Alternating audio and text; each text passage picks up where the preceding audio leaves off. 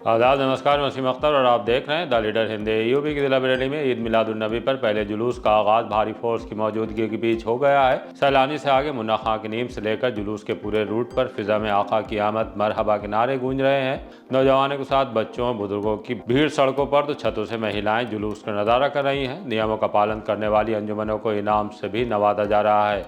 हम आपको अपने चैनल पर जुलूस का लाइव नज़ारा दिखा रहे हैं। इस मौके पर दरगाह आला हज़रत के सज्जादा नशीन मुफ्ती मोहम्मद एहसन रज़ा क़ादरी एहसन मियां ने एक पैगाम भी जारी किया है। क्या है वो भी बताएंगे। इससे पहले कलेक्ट्रेट को एक बार फिर पति पत्नी ने दहलाने की कोशिश की तो सुरक्षा कर्मियों ने हिरासत में लेकर उनकी हरकत को नाकाम कर दिया।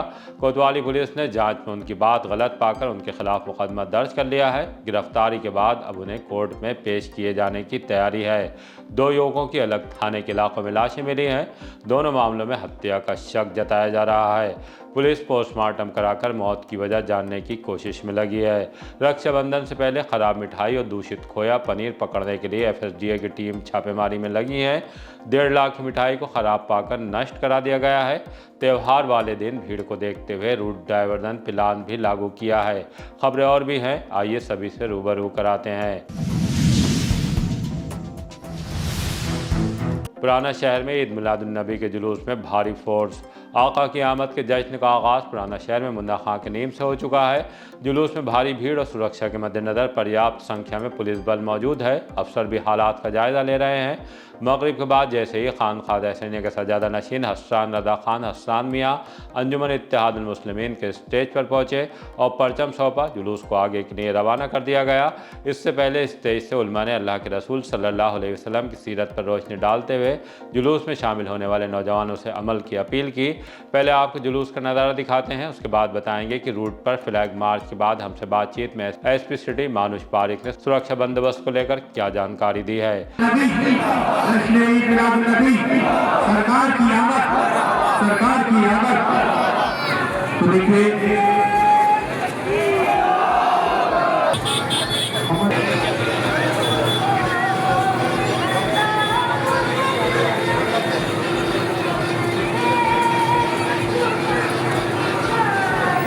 देखिए खानका न्याजिया के ये सदर साहब हैं, वो तशरीफ ले आए और पीछे हमारे कमल मियां साहब भी तशरीफ ला रहे हैं और सभी का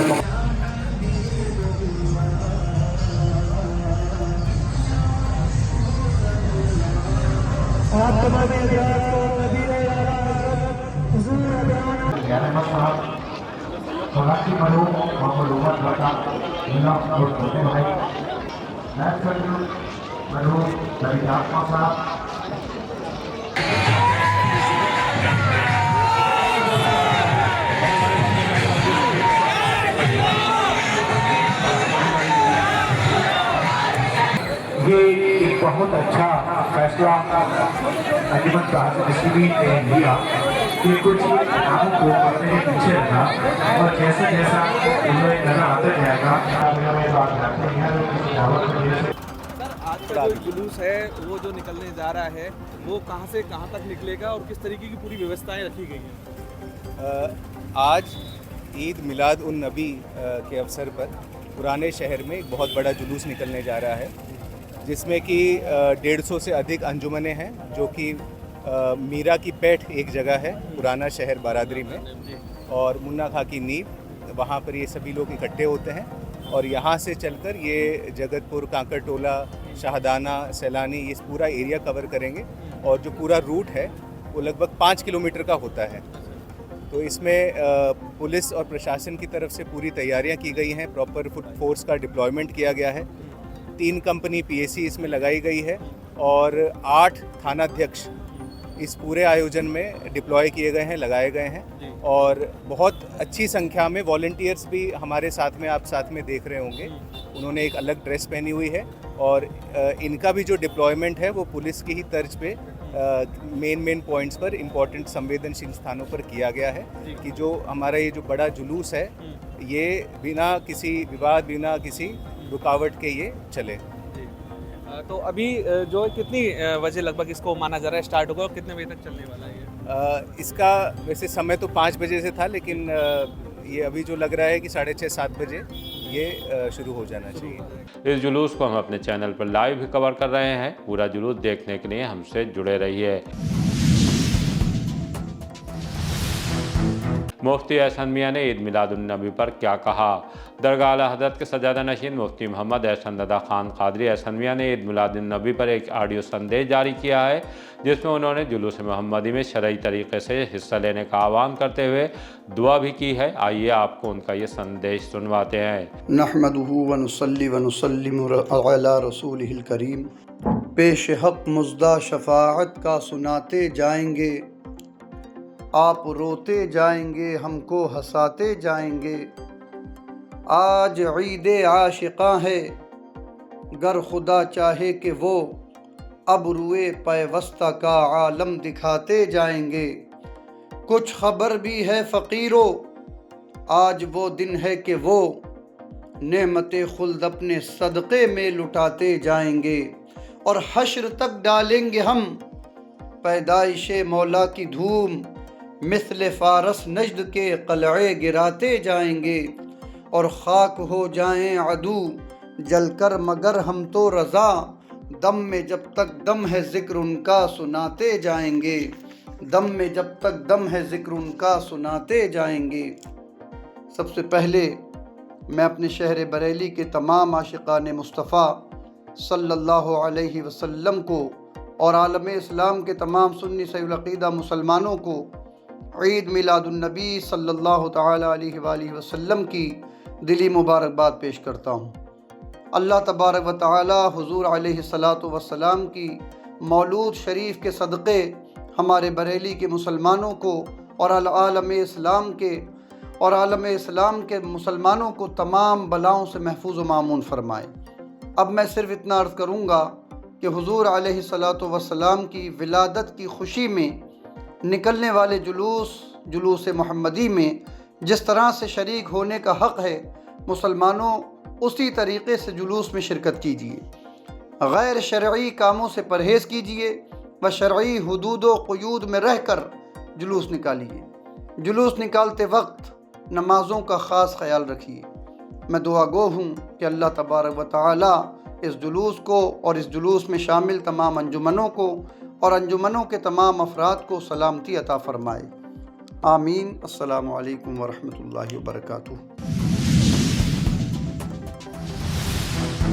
कलेक्ट्रेट में सुरक्षा कर्मियों ने दिखाई गजब की तत्परता। डीएम अविनाश सिंह कलेक्ट्रेट में बैठकर फरियादियों को सुन रहे थे। बीच बीच में प्रशासनिक काम भी निपटाते जा रहे थे। इसी बीच हलचल होने लगी। स्टाफ दफ्तरों से बाहर आ गया। साफ हुआ कि भिथरी चैनपुर में चंदपुर बिजपुरी के रहने वाले नरेश पाल और उनकी पत्नी गुड्डी देवी को खतरनाक हरकत अंजाम देने की कोशिश में सुरक्षा कर्मियों ने पकड़ लिया है। दोनों से पूछताछ की तो उनका कहना था कि ज़मीन से जुड़े मामले में उनके साथ न्याय नहीं किया जा रहा है। दोनों सुरक्षा कर्मियों से उलझने भी लगे। फौरन ही कोतवाली पुलिस को बुलाया गया। उसके बाद पुलिस ने उन्हें हिरासत में ले लिया। जांच करने पर साफ हुआ कि जिस जमीन से दंपति का जुड़ाव नहीं है, उसे लेकर दबाव बनाने के लिए कलेक्ट्रेट में हरकत अंजाम देने के लिए पहुंचे थे। उन पर दरोगा संदीप सिंह की तरफ से एफआईआर लिख ली गई है। दोनों को अब जेल भेजे जाने की तैयारी है। डीएम ने घटना को टालने में अहम भूमिका निभाने वाले सब इंस्पेक्टर ओमपाल सिंह, आरक्षी कुसुम, अमित और होमगार्ड संजीव शर्मा, धीरेन्द्र, राजपाल, मदन लाल, लाला राम और पप्पू को 2,500 हज़ार का नकद इनाम देकर आगे भी तत्परता के साथ ड्यूटी अंजाम देने के लिए उनका हौसला बढ़ाया। 8 नहीं 6 लेन ही बनेगा पीलीभीत बाईपास रोड। बीडीवीसी सौम्या पांडे ने अफसरों और तकनीकी टीम के साथ पीलीभीत बाईपास रोड का मुआयना किया।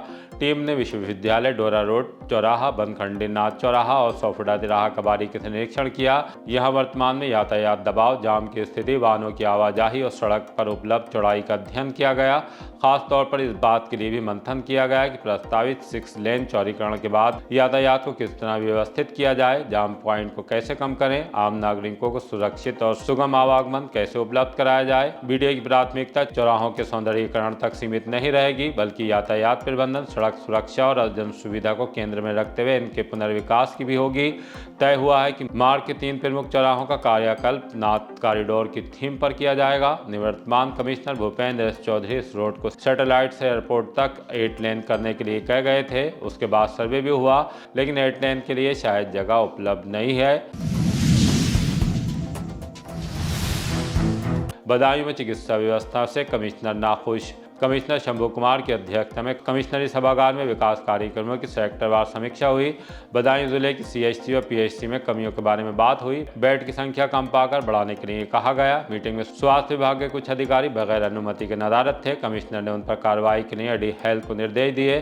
सीएम ने बदायूं से कहा कि अस्पताल में जो भी मरीज पहुंच रहे हैं उन्हें 100% सुविधा मिलनी चाहिए। पीलीभीत के महिला अस्पताल में अल्ट्रासाउंड कम होने को लेकर भी कमिश्नर ने नाराजगी जताई। सीएमओ को सुधार के लिए कहा। शाहजहांपुर और बदायूं आयुष्मान गोल्डन कार्ड बनाने में पीछे चल रहे हैं। दोनों जिले के सीएमओ से कहा है कि इसमें कोटेदारों और आशाओं की मदद ली जाए। युवक की संदिग्ध मौत, घरवाले बोले ये तो हत्या। थानाशाही के गांव मड़वा बंशीपुर में रहने वाले 30 साल के दिनेश की संदिग्ध परिस्थितियों में मौत हो गई। पुलिस ने वजह जानने के लिए शव को पोस्टमार्टम के लिए भेजा है। मृतक के बड़े भाई घनश्याम ने पोस्टमार्टम हाउस पर बताया कि 2 दिन पहले गांव के ही रहने वाले एक युवक से किसी बात को लेकर दिनेश का विवाद हो गया था। जमकर मारपीट हुई थी। बीच बचाव के बाद दिनेश घर आ गया था। घनश्याम का आरोप है कि उसी युवक ने दिनेश को शराब के अड्डे पर ले जाकर शराब में जहरीला पदार्थ मिलाकर पिला दिया, जिससे उसकी मौत हो गई। दिनेश मेहनत मजदूरी करके 3 बच्चों पत्नी का पालन पोषण करता था। इस मामले में पुलिस पोस्टमार्टम रिपोर्ट आने का इंतजार कर रही है। उसके बाद ही आगे की कार्रवाई की जाएगी। जी घनश्याम, मड़वा बंसीपुर। खाना कौन सा लगता है? साई। ये कौन से दिन की मौत हुई? इसकी मौत कल शाम, इनकी लड़ाई हुई थी सतपाल से, उसके चलते कल उसकी डेड बॉडी मिली। हमें तो ये लग रहा है कि उससे जहर दे दिया सतपाल ने। क्या में जहर दिया? दारू में। कहाँ पर बॉडी मिली थी? बॉडी घर पे ही थी, घर पे ही आ गया था चल के। किन लोगों से विवाद हुआ था? क्यों विवाद हुआ? अब विवाद की तो पूरी जानकारी नहीं मिली, मगर इनकी मारतोड़ तो भई थी। कब हुई थी? परसों। किससे हुई थी मार? सत्यप्रकाश। किस बात पर हुई थी? अब इसकी जानकारी नहीं मिल रही है, मारतोड़ भई है। कल क्या हुआ था? कल इन गाँव में जाके शराब वराब पिए, ठेके से फुआ गए हैं। हाँ, उसी दारू में जहर दे दिया। क्या करते थे भाई आपके? मजदूरी। शादी तो है? शादीशुदा, 3 बच्चे हैं। कोई अभी तक पकड़ा गया? अभी कोई नहीं। बदायूं रोड पर सरेआम महिलाओं में हो गई मारपीट। थाना सुभाष नगर के इलाके बदायूं रोड पर शराब की दुकान के पास सोमवार को 2 महिलाओं के बीच किसी बात को लेकर कहासुनी हो गई। इसके बाद उनमें जमकर मारपीट होने लगी। एक ने दूसरी को सड़क पर गिरा लिया और तीसरी उस पर लात घूंसे बरसाने लगी। इससे भीड़ इकट्ठा हो गई। बताया जा रहा है कि शराब की दुकान के पास एक महिला नमकीन और पानी का ठेला लगाती है। इसी दौरान वहां से गुजर रही एक अन्य महिला से किसी बात को लेकर उसकी कहासुनी होने लगी। काफी देर तक चले इस हंगामे को देखने के लिए लोग भी रुकते रहे। कुछ मारपीट का वीडियो भी बनाते दिखाई दिए। ये वीडियो बाद में वायरल होने लगा। मामला पुलिस के संज्ञान में भी लाया गया है। रामगंगा नदी के किनारे मिली लापता युवक की लाश। 4 दिन से लापता एक युवक की लाश सिरौली थाने के हाजीपुर गांव में रामगंगा नदी के किनारे मिली है। लाश को देखकर ग्रामीणों की भीड़ लग गई। पुलिस को सूचना दी गई। मृतक की पहचान नामदारगंज गांव के अर्जुन आर्य के रूप में हुई। पुलिस के साथ ही सीओ मीरगंज अजय कुमार भी मौके पर पहुंचे। छानबीन के बाद लाश को पोस्टमार्टम के लिए भेज दिया गया। अभी परिजनों ने पुलिस को तहरीर नहीं दी है। अर्जुन 22 अगस्त को दोपहर 2 बजे घर से निकला था। वापस नहीं आने पर उसकी तलाश की गई, लेकिन कोई जानकारी नहीं मिली। इसके बाद 24 अगस्त को थाने में उसकी गुमशुदगी दर्ज करा दी गई थी। धर्म प्रकाश, नामदारगंज, भतीजा। क्या घटना हुई थी इनके साथ? ये जंगल में पड़े मिले थे, कल मिले हैं। कब से लापता थे? शनिवार को। मुझे लग रहा है कि किसी ने मार के डाल दिया। किसी से कोई रंजिश पे बात हुआ? रंजिश तो किसी से नहीं थी। नशा वगैरह करते थे? हाँ, नशा तो करते थे। कहाँ पर मिले थे ये पड़े हुए?